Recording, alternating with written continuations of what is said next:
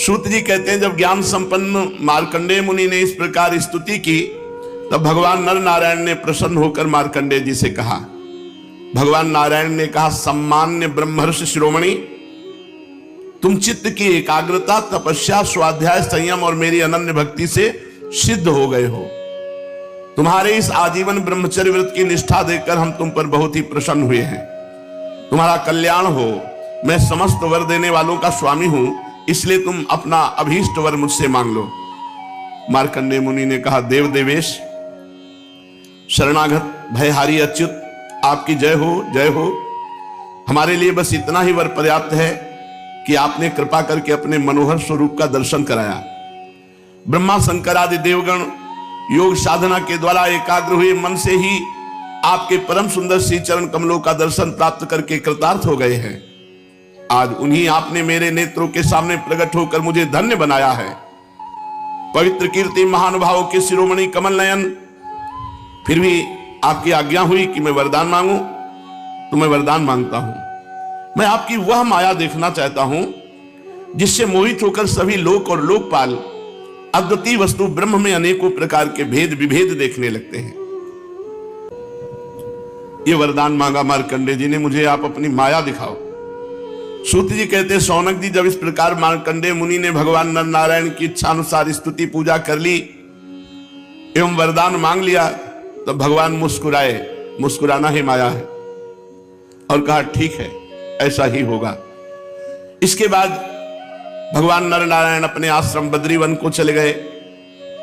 मार्कंडेय मुनि अपने आश्रम में रहकर इस बात का चिंतन करते हैं कि भगवान कहते थे माया दिखाएंगे, ये कब माया दिखाएंगे? वे अग्नि, सूर्य, चंद्रमा, जल, पृथ्वी, वायु, आकाश एवं अंतःकरण में तो क्या, सर्वत्र भगवान का ही दर्शन करते हुए मानसिक वस्तुओं से भगवान का पूजन करते रहते। कभी कभी मार्कंडेय जी के हृदय में प्रेम की ऐसी बाढ़ आ जाती कि वे उसके प्रवाह में डूबने उतराने लगते, और उन्हें इस बात की भी याद न रहती कि कब कहां किस प्रकार भगवान की पूजा करनी चाहिए।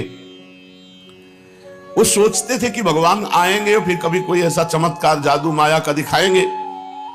यही सोच रहे थे कि एक दिन पुष्पभद्रा नदी के तट पर मार्कंडेय मुनि भगवान की उपासना में तन्मय हो रहे थे। अचानक देखा कि बड़ी आंधी आ गई, बड़े जोर की आंधी। उसी समय आंधी के कारण बड़ी भयंकर आवाज होने लगी। देखा फिर विकराल बादल आ गए, आकाश बादलों से भर गया। देखा बिजली चमक चमक कर कड़कने लगी, और रथ के धुरे के समान बूंदे नहीं, धारा जल की बरसने लगी।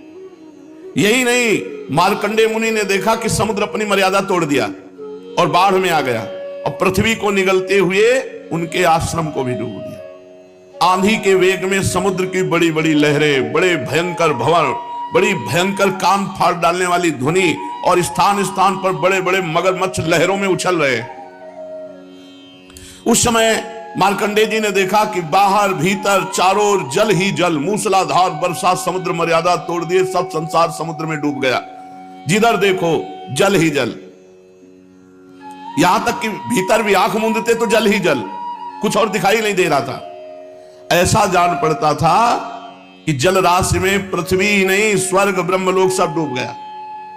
ऊपर से बड़े वेग से आंधी चल रही थी, बिजली चमक रही थी, जिससे संपूर्ण जगत संतप्त हो रहा था। मार्कंडेय मुनि ने देखा कि इस जल प्रलय से सारी पृथ्वी डूब गई। उद्भिद, स्वेदज, अंडज, जरायुज, चारों प्रकार के प्राणी एवं 84 लाख योनियां सब व्याकुल हो गई, सब डूब गई। अब तो मार्कंडेय जी बहुत भयभीत हो गए, उदास हो गए। उनके सामने ही प्रलय समुद्र में भयंकर लहरें उठ रही थी, आंधी के वेग से जलराशि उछल रही थी, प्रलयकालीन बादल बरस बरस कर समुद्र को और भी भरते जा रहे थे। उन्होंने देखा कि समुद्र ने द्वीप, वर्ष, पर्वतों के साथ सारी पृथ्वी को डुबो दिया। पृथ्वी, अंतरिक्ष, स्वर्ग, ज्योतिर्मंडल, ग्रह, नक्षत्र, तारे, दिशाएं, तीनों लोक सब समुद्र में डूब गए। बचे तो केवल मार्कंडेय मुनि, सब डूब गए। अब उस समय उनकी जटाएं खुल गई, वो पागलों के समान हाथ फैला फैला करके अपने प्राण बचाने के लिए भागते, जिधर भागते उधर जल राशि।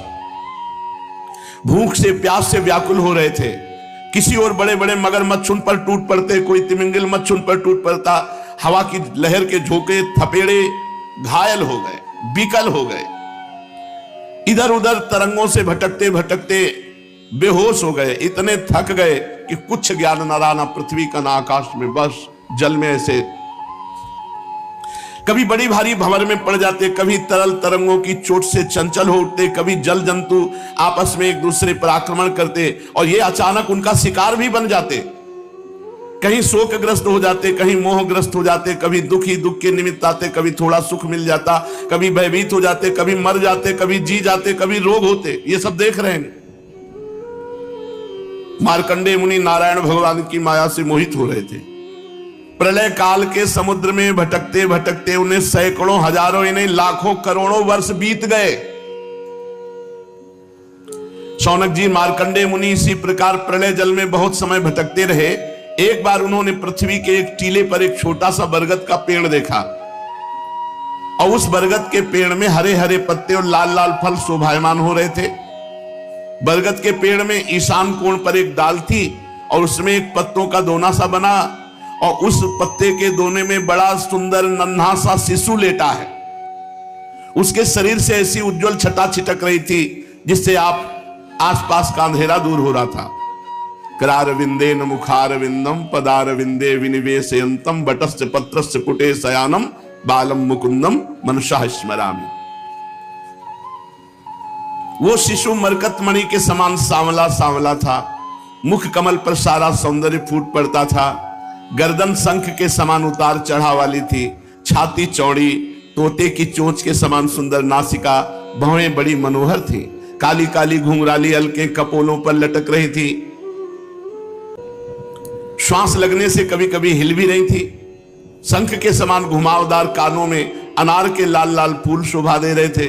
मूंगे के समान लाल लाल ओंठों की कांति से उनकी सुधामयी श्वेत मुस्कान कुछ लाल लीमा मिश्रित हो गई थी।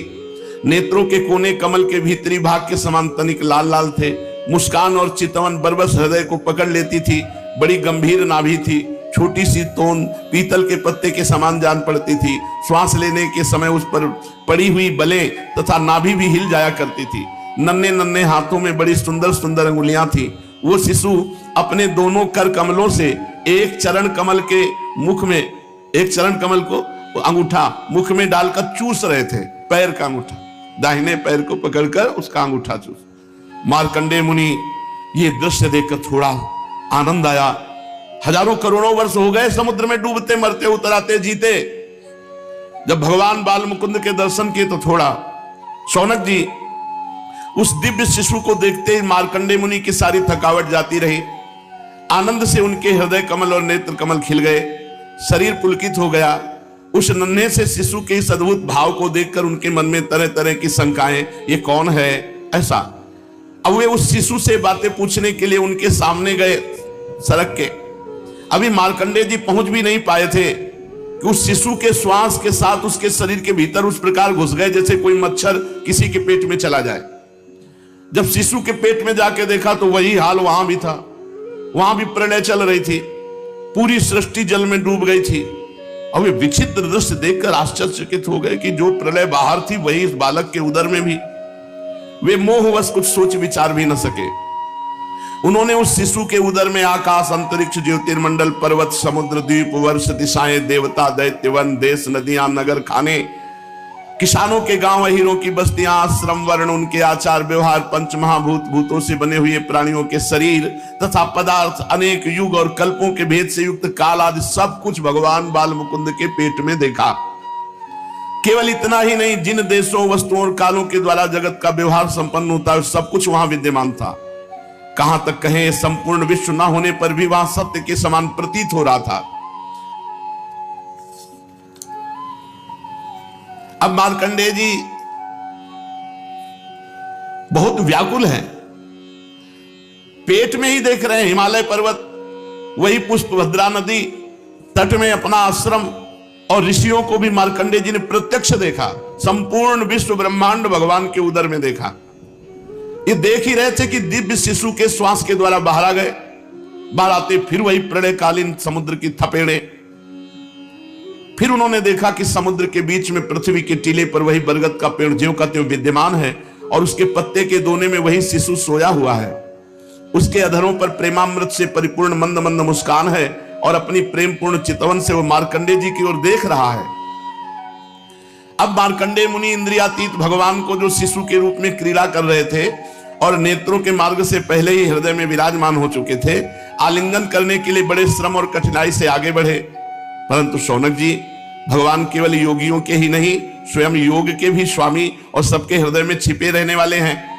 अब मार्कंडेय मुनि उनके पास पहुंच भी ना पाए थे कि वे तुरंत वट वृक्ष सहित सब अंतर ध्यान। ठीक वैसे ही जैसे अभागे और असमर्थ पुरुषों के परिश्रम का पता नहीं चलता कि फल दिए बिना ही क्या हो गया, शौनक जी उस शिशु के अंतर ध्यान होते ही वो बरगद का वृक्ष तथा प्रलयकालीन दृश्य एवं जल भी तत्काल लीन हो गया। और मार्कंडेय मुनि ने देखा कुछ नहीं, सूखा अपने आश्रम में चटाई पे बैठे हैं और ये सब 48 मिनट और कितने कल्प व्यतीत हो गए प्रलय में। सूत जी कहते हैं, शौनकादि ऋषि मार्कंडेय मुनि ने जब भगवान नारायण की योग माया का वैभव देखा तो कांप गए। एक बूंद पानी नहीं, पूरा प्रलय हो गया। माया से मुक्त होने के लिए मायापति भगवान की एकमात्र शरणागति उपाय है, दूसरा कोई उपाय नहीं है। उन्हीं की शरण में स्थित हो गए मार्कंडेय जी। प्रभु अब भूलकर कभी अपनी माया मत दिखाना। मार्कंडेय जी मन ही मन कहा, प्रभु आपकी माया वास्तव में प्रतीति मात्र होने पर भी सत्य ज्ञान के समान प्रकाशित होती है और बड़े बड़े विद्वान भी उसके खेलों में मोहित हो जाते हैं। आपके श्री चरण कमल ही शरणागतों को सब प्रकार से अभय दान करते हैं, इसलिए मैंने आपके श्री चरण कमलों की शरण ग्रहण की है। सूत जी कहते हैं, मार्कंडेय जी इस प्रकार शरणागति की भावना में तन्मय हो रहे थे। उसी समय भगवान शंकर और भगवती पार्वती जी साथ में नंदी पर सवार होकर आकाश मार्ग से विचरण करते हुए उधर आ निकले और मार्कंडेय जी को उसी अवस्था में देखा। भगवान शंकर के साथ बहुत से गण भी थे। जब भगवती पार्वती मार्कंडेय मुनि की ध्यान की अवस्था में देखा तब उनका हृदय वात्सल्य स्नेह से उमड़ आया। उन्होंने शंकर जी से कहा, भगवान तनिक इस ब्राह्मण की ओर तो देखिए। जैसे तूफान शांत हो जाने पर समुद्र की लहरें और मछलियां शांत हो जाती हैं और समुद्र धीर गंभीर हो जाता है, वैसे इस ब्राह्मण का शरीर, इंद्रिय, अंतःकरण शांत हो रहा है। समस्त सिद्धियों के दाता आप ही हैं, इसलिए कृपा करके इस ब्राह्मण की तपस्या का प्रत्यक्ष फल दीजिए। भगवान शंकर ने कहा, देवी ये ब्रह्म ऋषि लोक अथवा परलोक की कोई भी वस्तु नहीं चाहते, और तो क्या इनके मन में कभी मोक्ष की भी आकांक्षा नहीं होती। इसका कारण यह है कि घट घट वासी अविनाशी भगवान के चरण कमलों में इन्हें परम भक्ति प्राप्त हो चुकी है। प्रिय, यद्यपि इन्हें हमारी कोई आवश्यकता नहीं है, फिर भी मैं इनके साथ बातचीत करूंगा, क्योंकि ये महात्मा पुरुष हैं और जीव मात्र के लिए सबसे बड़ा लाभ की बात है कि हमसे बातचीत हो जाए, संत समागम प्राप्त हो जाए। इसलिए मैं इनसे बातचीत करूंगा, यद्यपि इनकी आकांक्षा नहीं है फिर भी। श्री सूत जी कहते, शौनक जी भगवान शंकर समस्त विद्याओं के प्रवर्तक और सारे प्राणियों के हृदय में विराजमान अंतर्यामी प्रभु हैं। जगत के जितने भी संत हैं उनके एकमात्र आश्रय और आदर्श भी वही हैं। भगवती पार्वती से इस प्रकार कहकर भगवान शंकर मार्कंडेय मुनि के पास गए। उस समय मार्कंडेय मुनि की समस्त मनोवृत्तियां भगवत भाव में तन्मय थी। उन्हें अपने शरीर और जगत का बिल्कुल पता न था, इसलिए उस समय वे यह भी न जान सके कि मेरे सामने सारे विश्व के आत्मा स्वयं भगवान गौरी शंकर पधारे हुए हैं। शौनक जी, सर्वशक्तिमान भगवान कैलाशपति से बात छिपी न रही कि मार्कंडेय मुनि इस समय किस अवस्था में हैं। इसलिए जैसे वायु अवकाश के स्थान में अनायास ही प्रवेश कर जाती है, वैसे ही वे अपनी योग माया से मार्कंडेय मुनि के हृदय में प्रवेश कर गए। मार्कंडेय मुनि ने देखा कि उनके हृदय में भगवान शंकर पधारे। शंकर जी के सिर पर बिजली के समान चमकीली पीली पीली जटाएं शोभायमान हो रही थी। 3 नेत्र हैं, 10 भुजाएं, लंबा तगड़ा शरीर, उदयकालीन सूर्य के समान तेजस्वी हैं। शरीर पर बाघंबर धारण किए हुए हैं, हाथों में शूल, खटवांग, ढाल, रुद्राक्ष माला, डमरू, खप्पर, तलवार और धनुष लिए हैं। मार्कंडेय मुनि अपने हृदय में अकस्मात भगवान शंकर का रूप देखकर विस्मित हो गए कि मैंने तो चाहा नहीं, ये क्या है, कहां से आए। इस प्रकार वृत्तियों का उदय होने जाने से समाधि खोल दी। जब उन्होंने समाधि खोली तो जो रूप अंदर देखा वही सामने खड़े हैं। भगवान शंकर, श्री पार्वती जी एवं अपने गणों के साथ सामने विराजमान हैं। तत्काल वो खड़े हो गए और खड़े होकर चरणों में साष्टांग प्रणाम किया। तदनंतर मार्कंडेय मुनि ने स्वागत, आसन, पाद्य, अर्घ, गंध, पुष्पमाला, धूप और दीप आदि उपचारों से भगवान शंकर, भगवती पार्वती और उनके गणों की पूजा की। इसके पश्चात मार्कंडेय मुनि ने उनसे कहने लगे कि सर्वव्यापक और सर्वशक्तिमान प्रभु, आप अपनी आत्मानुभूति और महिमा से पूर्ण काम है। आपकी शांति और सुख से ही सारे जगत में शांति सुख का विस्तार हो रहा है। ऐसी अवस्था में मैं आपकी क्या सेवा करूं? मैं आपके त्रिगुणातीत सदाशिव स्वरूप को और शत्रुगुण से युक्त शांत स्वरूप को नमस्कार करता हूं। मैं आपके रजोगुण युक्त सर्व प्रवर्तक स्वरूप और तमोगुण युक्त अघोर स्वरूप को भी नमस्कार करता हूं। सूत जी कहते हैं, शौनक जी, जब मार्कंडेय मुनि ने संतों के परमाश्रय देवादिदेव भगवान शंकर की इस प्रकार स्तुति की, तब वे उन पर अत्यंत संतुष्ट हुए, बड़े प्रसन्न चित्त से हंसते हुए कहने लगे। भगवान शंकर ने कहा, मार्कंडेय जी, ब्रह्मा, विष्णु तथा मैं, हम तीनों ही वरदाताओं के स्वामी हैं। हम लोगों का दर्शन कभी व्यर्थ नहीं जाता। हम लोगों से ही मरणशील मनुष्य भी अमृतत्व की प्राप्ति कर लेता है। इसलिए तुम्हारी जो इच्छा हो वही वर मुझसे मांग लो। ब्राह्मण स्वभाव से ही परोपकारी, शांत चित्त एवं अनासक्त होते हैं। वे किसी के साथ वैर भाव नहीं रखते और समदर्शी होने पर भी प्राणियों का कष्ट देखकर उसके निवारण के लिए पूरे हृदय से जुट जाते हैं। उनकी सबसे बड़ी विशेषता तो ये होती है कि वे हमारे अनन्य प्रेमी एवं भक्त होते हैं। सारे लोक और लोकपाल ऐसे ब्राह्मणों की वंदना, पूजा और उपासना किया करते हैं। केवल वे ही क्यों, मैं, शिव, भगवान ब्रह्मा और साक्षात ईश्वर विष्णु भी उनकी सेवा में संलग्न रहते हैं। ऐसे शांत महापुरुष मुझ में, विष्णु भगवान में, ब्रह्मा में, अपने में और सब जीवों में अणुमात्र भी भेद नहीं देखते।